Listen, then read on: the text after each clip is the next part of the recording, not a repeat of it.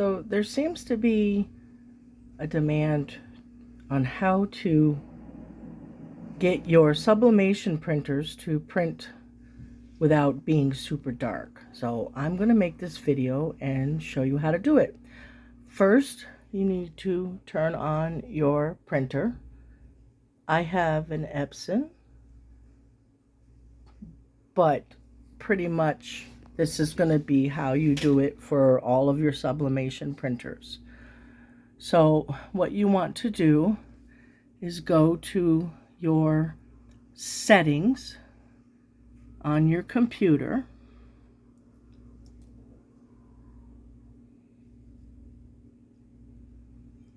Up here, settings on your computer. All right, open up your settings. And then choose device. And then choose printers and scanners.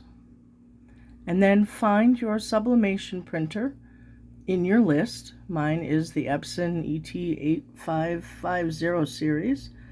So you click on that and you click Manage. And when the next window opens up, you click Printing Preferences. And when this window opens up, this is where you can change your settings. Now, with the Epson ET8550, you have to save. You can save your individual settings to print different things. But really, the only thing you need is to choose these certain things. So on this main tab right here where it says paper source is auto, you can change it to rear feed, cassette, whichever one you want to do. I just do auto or cassette one, depending on where I want to put my paper. So I'm just going to choose rear feed for this one. And then you want to choose your document size. I'm going to be using 8.5 by 11 A-sub paper. So that's what I choose, but you can choose whatever size that you need to choose for your paper. So we're just going to choose a letter. And you can do borderless or borders. I like borderless because it uses the entire paper. If you have a Epson C88 Plus, you probably won't be able to do borderless.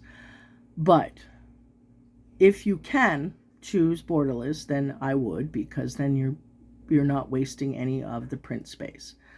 So that's an option for this printer. If you have that option, it'll be on the main page.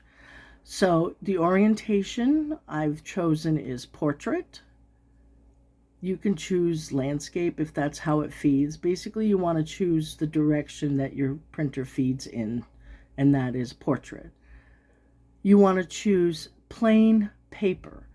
Now, I know some places tell you to choose presentation paper, premium presentation paper, blah, blah. But you only need the plain paper, bright white paper, because all the other stuff is just overabundant.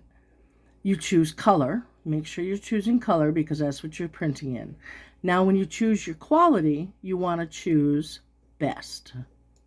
Right there. Make sure you choose best. You don't want two-sided printing, so you want to make sure that's off. You want multiple page printing to be off. Copies 1, that's fine. You can leave that. You can leave the collate in the reverse order. That doesn't have any effect on anything. As quiet mode, you can turn that off too, because you don't really need that either. All right, so once you got that set, then you go to more options. Click on that tab, and here is where you will choose color correction.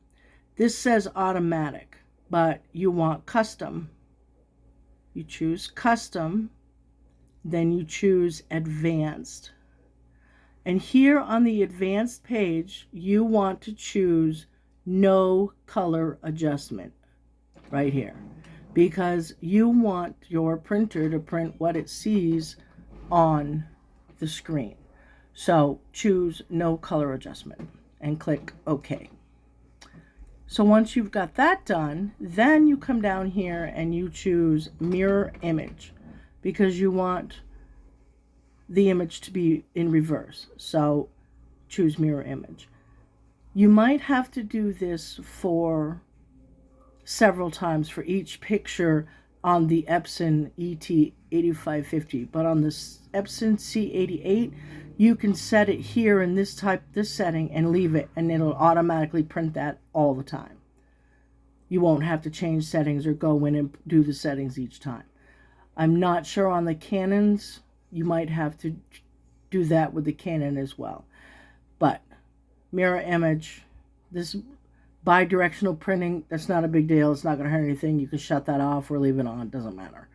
And then you click OK. And now you've set your printer.